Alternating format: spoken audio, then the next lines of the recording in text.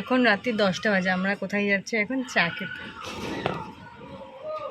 একজনের চুল বাঁধা শেষ হচ্ছে না, চুল বেঁধেই যাচ্ছে তো বেঁধেই যাচ্ছে। আজকে সারাদিনে একটু বেরোয়নি, ঘরে বসে বসে বোর হচ্ছিলাম, তাই জন্য এই রাত্রিবেলা হুট করে বললাম চল চা খেয়ে আসি। তাই সবাই মিলে এখন যাচ্ছে চা খেতে। তারাও দেখাচ্ছে সবাই, মানে আমি, মাসি, বোন, এরাই 4 জন, মেশোও আছে।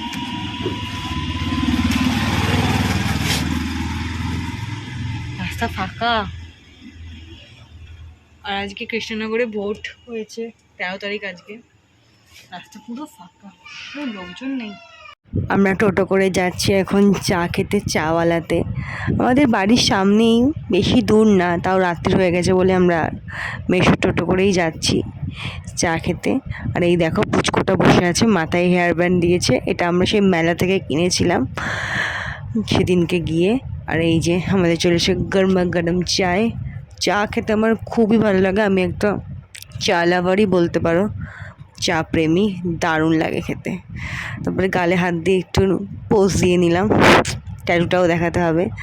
তারপর আমি একটু চা খাবো এবার। উফ, 1 কাপ চায় তোমাকে চাই।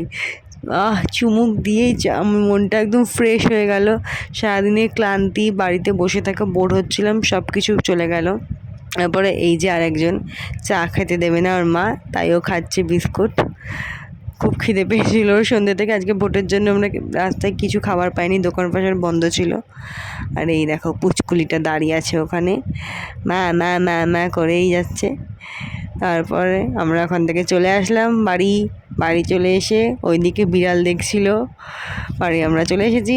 ভিডিওটা ভালো লাগলে লাইক কমেন্ট শেয়ার করে দেবে। Thank you watching my video.